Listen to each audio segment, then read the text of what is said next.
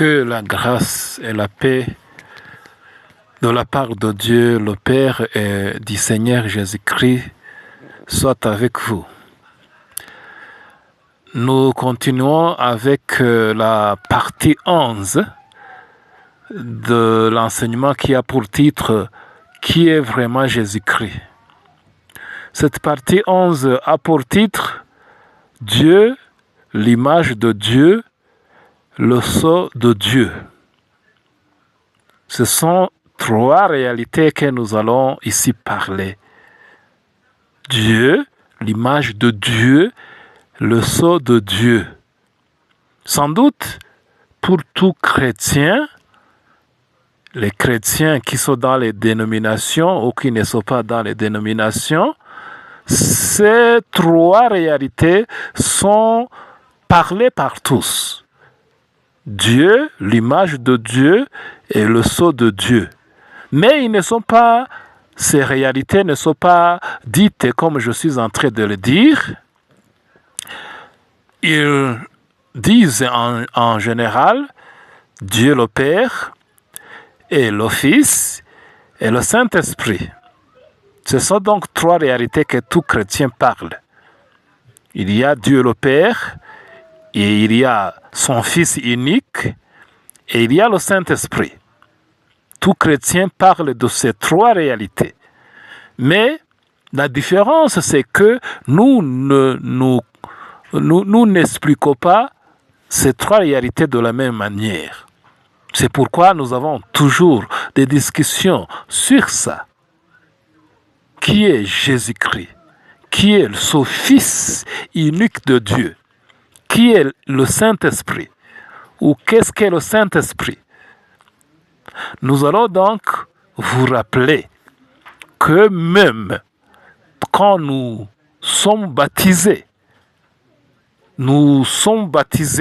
selon ce que Jésus-Christ a dit. C'est Jésus-Christ qui a commandé à ses disciples d'aller baptiser. Dans Matthieu chapitre 28, le verset que je vais en train de chercher, le verset 18 et 19, Jésus-Christ a dit à ses disciples, Jésus s'étant approché, leur parla ainsi, « Tout pouvoir m'a été donné dans le ciel et sur la terre. Allez, faites de toutes les nations les disciples, les baptisant au nom du Père, du Fils et du Saint-Esprit. Les baptisant au nom du Père, du Fils et du Saint-Esprit. » Vous voyez ici les trois réalités, le Père, le Fils et le Saint-Esprit. Sans doute que tout chrétien a été baptisé au nom du Père, du Fils et du Saint-Esprit. Et ce qui différencie les chrétiens, c'est l'interprétation que nous donnons à ces trois réalités. Qui est le Père? Qui est le Fils? Qui est le Saint-Esprit? Ou le Saint-Esprit, c'est quoi?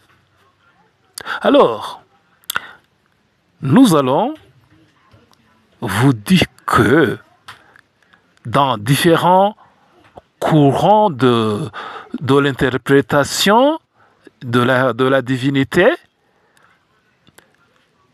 quand nous parlons de Dieu, nous voulons dire Dieu le Père. Mais quand nous parlons du Fils de Dieu, quand nous parlons du Saint-Esprit, il y a les divergences. Certains disent que le Fils de Dieu est Dieu. Les autres disent non, le Fils de Dieu n'est pas Dieu, mais c'est une créature, c'est un ange. Et il y a ceux qui disent que le Saint-Esprit est Dieu. Les autres disent non, ce n'est pas un Dieu, c'est autre chose. Il y a même ceux qui disent que le Saint-Esprit c'est un ange. Alors, dans ces peu de minutes que nous voulons ici expliquer, nous voulons vous montrer que celui qui comprend bien ces trois réalités, doit connaître qu'il y a un seul Dieu qui est le Père et il y a l'image de Dieu ou la représentation de Dieu qui est appelé le Fils unique de Dieu et il y a le sceau de Dieu qui est le Saint-Esprit. Nous allons expliquer cela sans doute en vous montrant les Écritures. Nous ne voulons pas nous attarder dans des paroles humaines, non. Nous voulons nous attarder dans la lecture des Écritures et les gens qui ont un cœur pur, un cœur qui n'est pas fanatique, vont sans doute écouter ce que nous voulons lire. Commençons par le verset de 1 Corinthiens chapitre 8. Le verset 6, nous lisons « Néanmoins pour nous, il n'y a qu'un seul Dieu, le Père, de qui viennent toutes choses et pour qui nous sommes. Et un seul Seigneur, Jésus-Christ, par qui sont toutes choses et par qui nous sommes. » Pour nous, il n'y a qu'un seul Dieu, le Père. Il n'y a qu'un seul Dieu, le Père. C'est ça la vérité indiscutable de cette écriture. Donc quand nous parlons de Dieu, Dieu, c'est le Père. C'est le Père. C'est ce que nous lisons ici. S'il vous plaît, soyons humbles. Ne soyez pas des fanatiques qui veulent discuter pour discuter. Prenez la vérité des Saintes Écritures. Ne nous attachons pas aveuglément à ce que nos dénominations nous ont enseigné. Non, lisons les Écritures et c'est par la grâce de Dieu. Nous trouvons quelqu'un qui nous explique ces réalités. Écoutons attentivement.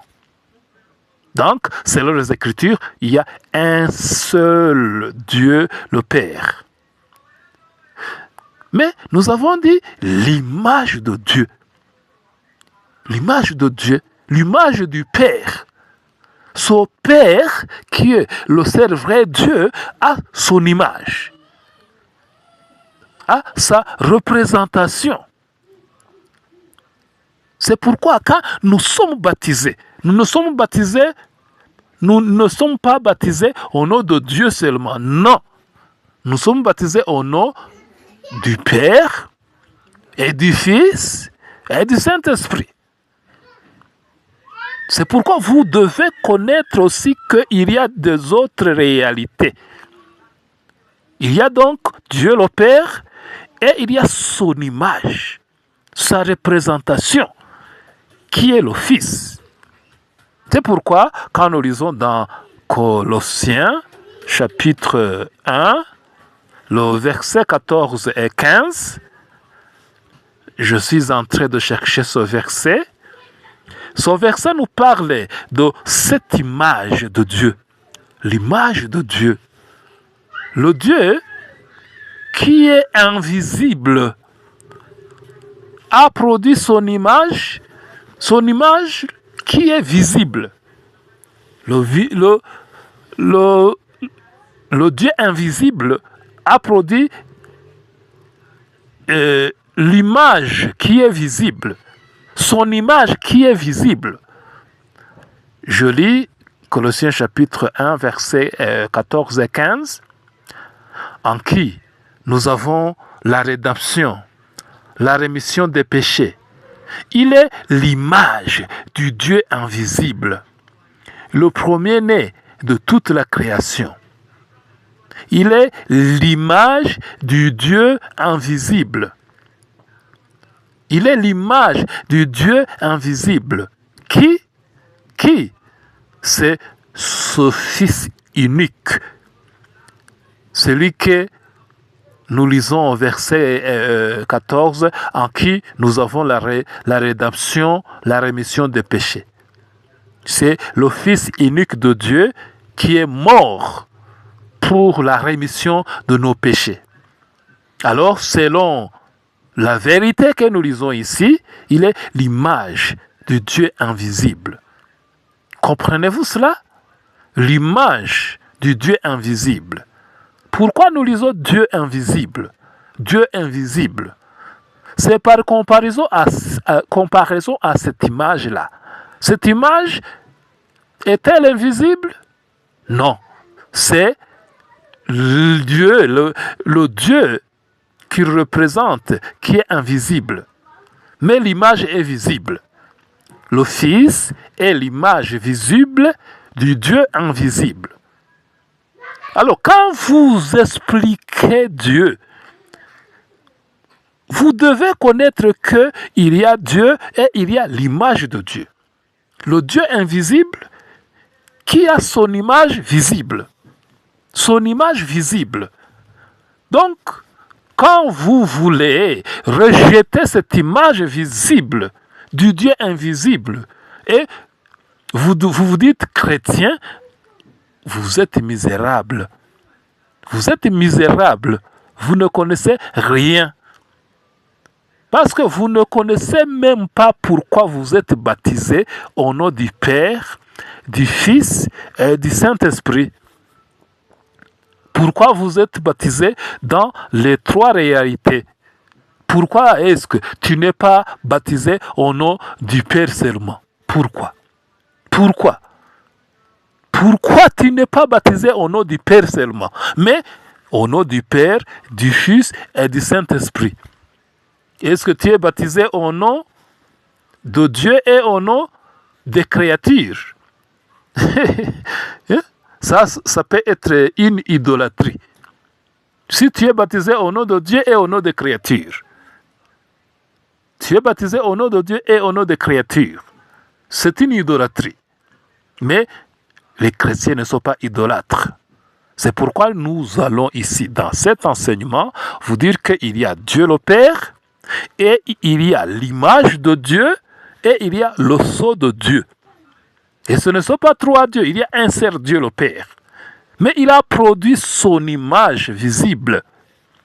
C'est pourquoi dans l'Ancien Testament, il n'est pas appelé l'image, il est appelé la représentation de l'Éternel. La représentation de l'Éternel. Et la représentation, sans doute, c'est la même chose que l'image. La représentation d'une chose. Est-ce que tu connais que Dieu a une représentation de lui-même? Le Dieu qui est invisible a produit une représentation visible. Et c'est cette représentation qui, dans le Nouveau Testament, est appelée l'image. L'image. Et c'est lui qui est appelé le Fils unique de Dieu. Et dans Nombre, chapitre 12, verset 8, Dieu a parlé à Aaron et à sa sœur concernant Moïse. Les deux étaient en train d'injurier Moïse et de dire qu'eux aussi peuvent être prophètes. Mais Dieu a dit à quoi? Dieu a dit à qui?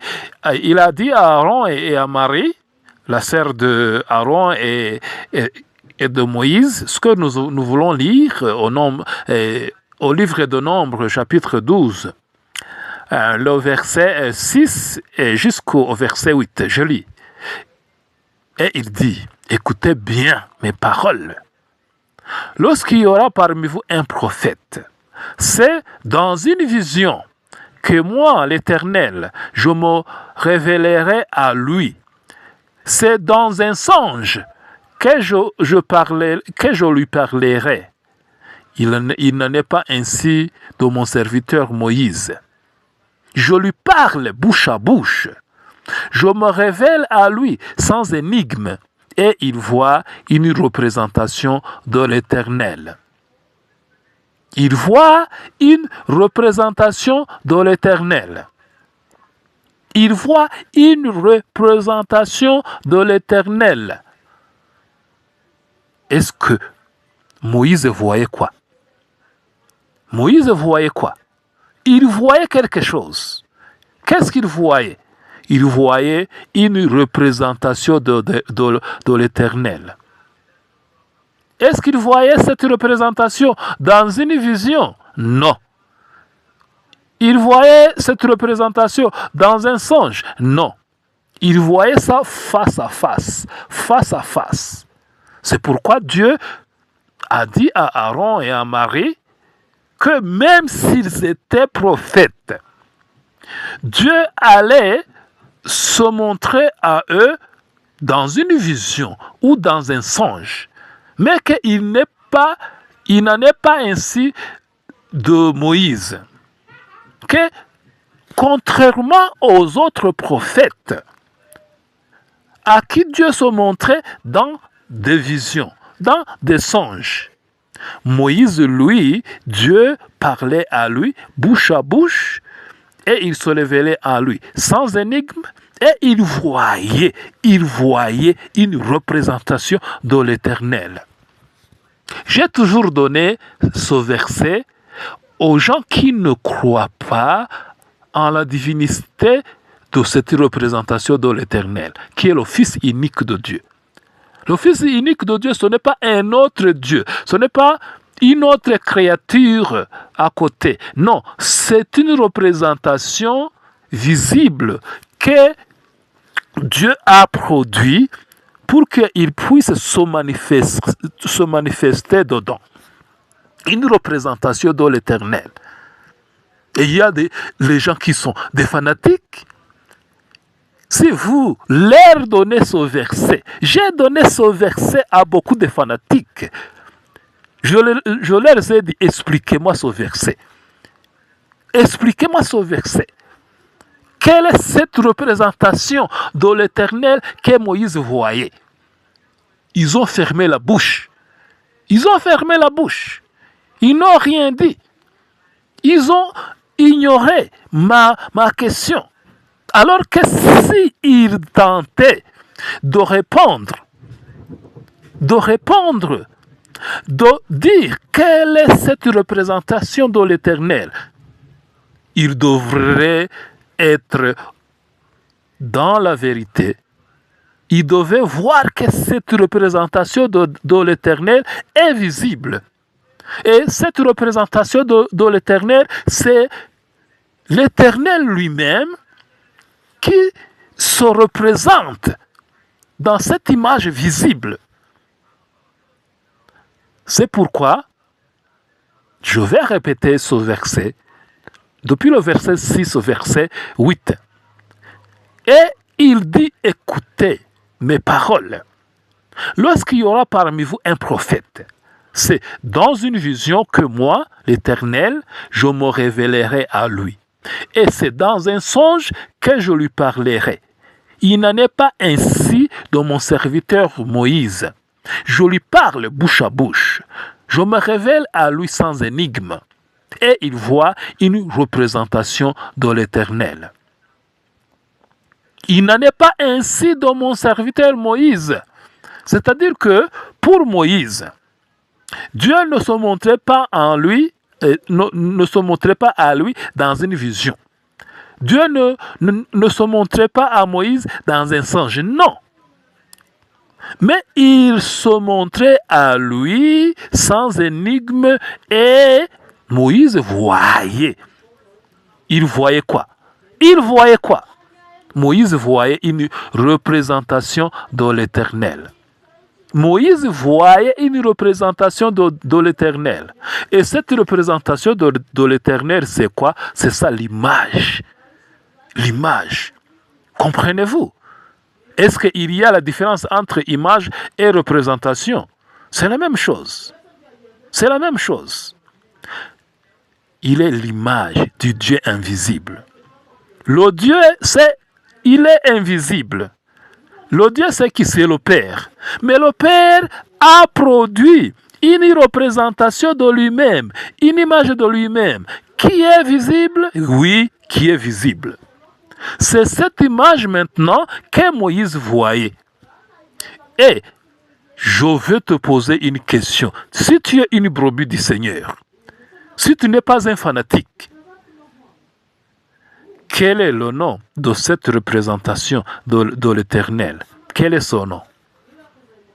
Quel est son nom? C'est l'Éternel. C'est l'Éternel. Vous allez dire, est-ce que la représentation de l'Éternel est aussi éternelle? Oui. C'est pourquoi quand nous lisons, nous allons ouvrir notre livre, le livre de Exode. Exode chapitre 33, le verset 11. Écoutez bien. Nous lisons, l'Éternel parlait avec Moïse face à face, comme un homme parle à son ami. L'Éternel parlait à Moïse face à face, comme un homme parlait à son ami. Alors dites-moi, qui est cet Éternel ici qui parlait à Moïse face à face? Face à face. Est-ce que tu comprends ce que signifie face à face? Face à face. Sans doute, nous lisons que Dieu est invisible, que l'homme ne peut jamais voir Dieu. Mais ici, Moïse voyait quelqu'un. Et ce quelqu'un ici est appelé Éternel. L'Éternel parlait à Moïse face à face. Alors, qui est cet Éternel qui parlait à Moïse face à face? C'est cette représentation. C'est cette représentation de l'Éternel. C'est cette image de l'Éternel.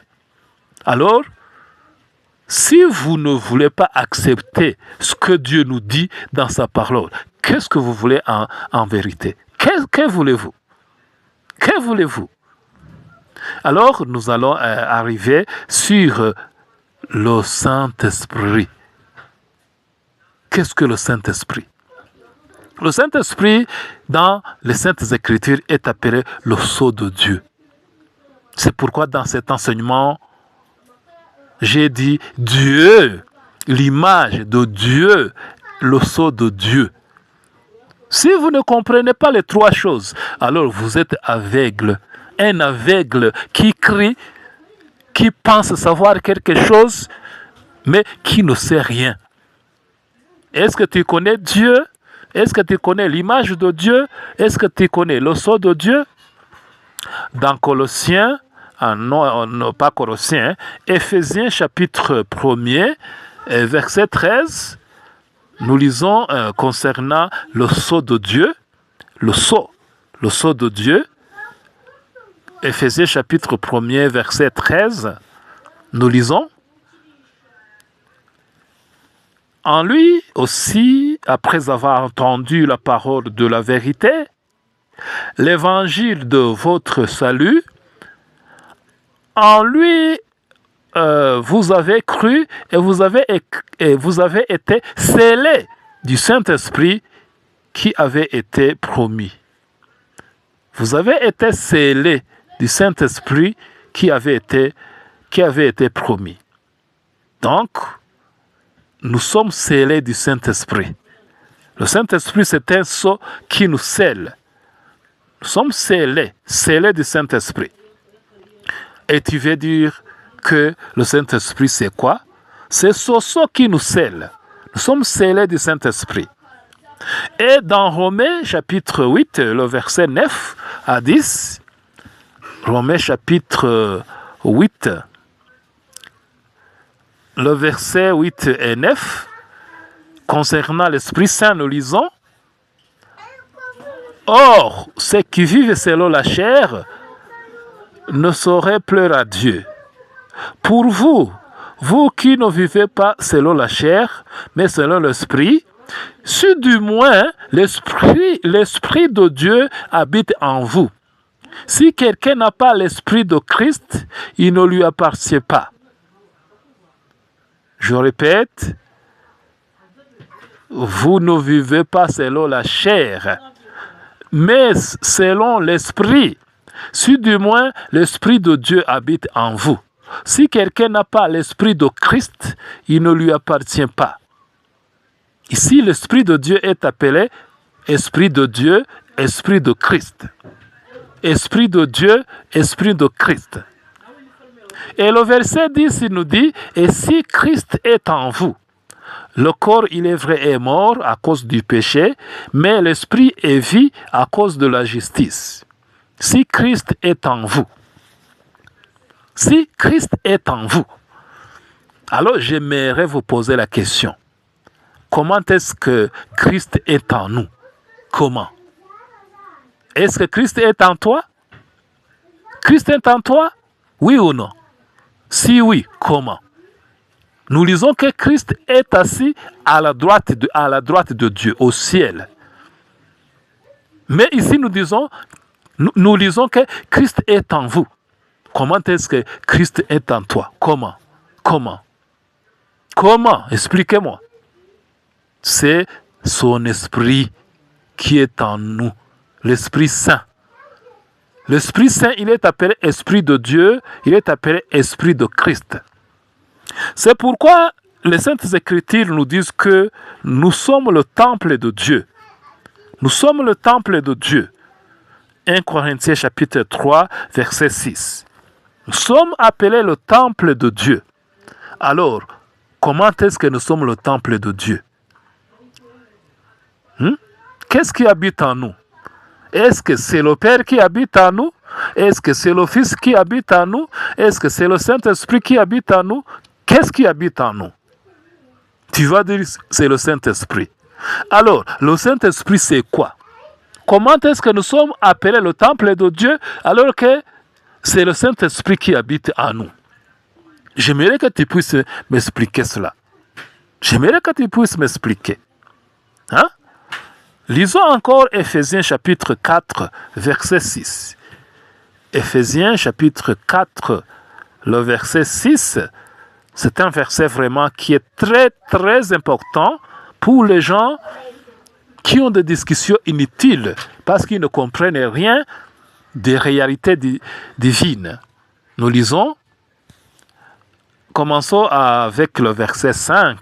Il y a un seul Seigneur, une seule foi, un seul baptême, un seul Dieu et Père de tous, qui est au-dessus de tous, et parmi tous, et en tous. Je répète le verset 6. Un seul Dieu, le Père de tous, qui est en dessus de tous, et parmi tous, et en tous. En tous. Dieu le Père est en tous. Sans doute que toi aussi, Dieu le Père est en toi. Alors, question, comment est-ce que Dieu le Père est en toi? Comment? Expliquez-moi. Comment? Il y a les gens qui, quand nous posons des questions comme ces questions-ci, au lieu de répondre, ils fuient. Ils fuient et se cachent. Expliquez-moi. Nous disons que Dieu le Père est en toi. Comment? Comment est-ce qu'il est en toi? Il est en toi à cause de son Esprit Saint qui habite en toi. Si du moins il habite en toi. Alors, les gens maintenant qui disent que il y a la différence entre Dieu le Père et l'Esprit de Dieu, ces gens-là, ce sont des vrais aveugles. Aveugles total. Aveugles total. Comment est-ce que tu peux dire que Dieu le Père est en toi et tu vas dire que c'est le Saint-Esprit qui est en toi et tu vas dire qu'il y a la différence entre Dieu le Père et le Saint-Esprit. À moins que tu sois un aveugle total. C'est pourquoi, si vous voulez bien comprendre les choses, les illustrations sont vraiment typiques pour vous faire comprendre cela. Dieu peut être comparé au soleil. Le soleil. Et le Saint-Esprit peut être comparé au rayon du soleil. Et d'ailleurs, dans les Écritures, Malachie chapitre 4, verset 2, nous lisons qu'il y a quelqu'un qui est appelé le soleil de la justice. Le soleil de la justice, si vous lisez bien le verset, c'est Jésus-Christ. Il est le soleil de la justice. C'est pourquoi ce n'est pas un péché de comparer Dieu au soleil et de comparer l'Esprit de Dieu aux rayons du soleil. Alors dites-moi, quand vous prenez les habits, vous les mettez là-bas, vous dites, j'étale mes habits au soleil. J'étale mes habits au soleil. Est-ce que tes habits sont étalés là en haut, dans cette étoile-là qui est appelée le soleil? Non. Les habits sont étalés dans les rayons du soleil. Donc, il y a une confusion de langage. Confusion de langage entre le soleil et les rayons du soleil. Confusion de langage entre le soleil et les rayons du soleil. Mais il y a eu une expression mensongère que je vais vous dire. Imaginez quelqu'un qui se dit intelligent, qui se dit quelqu'un qui a appris beaucoup de choses, qui dit qu'il y a deux soleils. Il y a le soleil et il y a les rayons du soleil. Le soleil, c'est une chose, c'est un soleil, et les rayons du soleil, c'est un autre soleil. Ça, c'est un mensonge. Ça, ce sont des propos insensés, d'un homme insensé. Donc, il n'y a pas de différence entre le soleil et les rayons du soleil. Et il n'y a pas deux soleils. Non, il y a un seul soleil. Les rayons du soleil sortent du soleil. Ce n'est pas un deuxième soleil, non. C'est pourquoi quand nous disons Dieu et l'Esprit de Dieu, ce n'est pas de Dieu, s'il vous plaît. Ce n'est pas de Dieu. C'est pourquoi nous disons que nous sommes le temple de Dieu. Nous disons que Dieu le Père est en nous. En nous. Vous vous rappelez de ce verset de Éphésiens chapitre 4, verset 6. Il y a un seul Dieu le Père qui est en nous tous. En nous tous. En nous tous. Comment est-ce qu'il est en nous tous? Par son Esprit Saint qui est en nous. C'est pourquoi nous voulons finir notre enseignement dans Corinthiens chapitre 2, chapitre 2 Corinthiens, chapitre 3, verset 17. Des Corinthiens, chapitre 3, le verset 17. C'est un verset qui est clair pour les gens qui ont les yeux, un verset qui est clair pour les gens qui ont les oreilles. Je lis, or, le Seigneur, c'est l'Esprit. Et là où est l'Esprit du Seigneur, là est la liberté. Je répète, or, le Seigneur, c'est l'Esprit. Et là où est l'Esprit du Seigneur, là est la liberté. Comprenez-vous cela? Le Seigneur, c'est l'Esprit. Qui est le Seigneur qui est dit ici? Qui est le Seigneur? C'est Jésus-Christ. C'est pourquoi nous lisons que Jésus-Christ est en nous. C'est pourquoi nous lisons que Dieu le Père est en nous. Parce que le Seigneur, c'est l'Esprit. Imaginez quelqu'un qui amène un combat, des disputes, en disant non, non, non, non, non, non, non. Les rayons du soleil, ce n'est pas le soleil. Non, non, non, non. Vous mentez. Les rayons du soleil ne sont pas le soleil. Cet individu est un insensé. Il ne comprend rien. Si je dis j'étale mes habits au soleil, c'est vrai, je ne mens pas. Parce que les rayons du soleil, c'est le soleil. Il faut maintenant être capable de comprendre ces réalités. Tout le monde sur la terre comprend ces réalités. Le soleil, c'est une réalité. Les rayons du soleil, c'est une autre réalité. Toute personne qui habite la surface de la terre connaît ce que signifie le soleil, connaît ce que signifient les rayons du soleil. Personne ne peut pas amener de disputes concernant le soleil, concernant les rayons du soleil. Mais le problème de nos disputes, de nos discussions, c'est que Dieu, l'image de Dieu, le sceau de Dieu, qui est le Saint-Esprit, ce sont des réalités spirituelles. Alors ces réalités spirituelles, c'est pourquoi, parce que nous ne les avons pas vues face à face, c'est pourquoi nous disputons sur ça. Mais il n'y a pas de différence entre le Seigneur et l'Esprit. Je répète, il n'y a pas de différence entre le Seigneur et l'Esprit. Parce que l'Esprit, c'est l'Esprit du Seigneur. 2 Corinthiens chapitre 3, verset 17. Or, le Seigneur, c'est l'Esprit. Est-ce que tu es d'accord? Tu es d'accord? Ou bien tu vas dire non, il y a le Seigneur, et il y a l'Esprit, et il y a le Père, aveugle que tu es. Mais tu n'acceptes pas que tu es aveugle. Tu penses que tu vois. En bref, ça c'est la partie 11. Il y a 10 parties précédentes. 10 parties précédentes, s'il vous plaît. Dans ces 10 parties, j'ai expliqué par la grâce de Dieu la différence entre ces 3 réalités.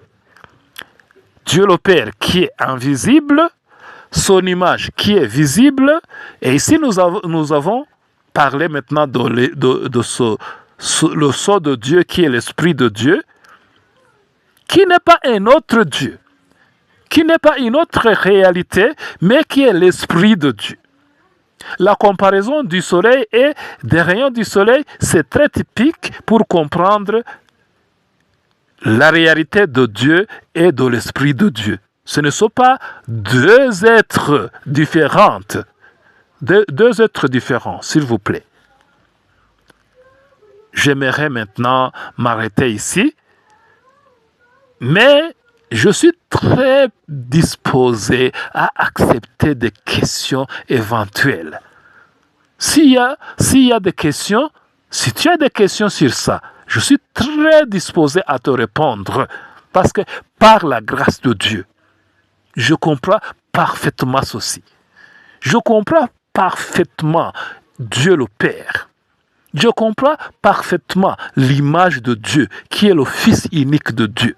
Je comprends parfaitement le Saint-Esprit, qui est le sceau de Dieu.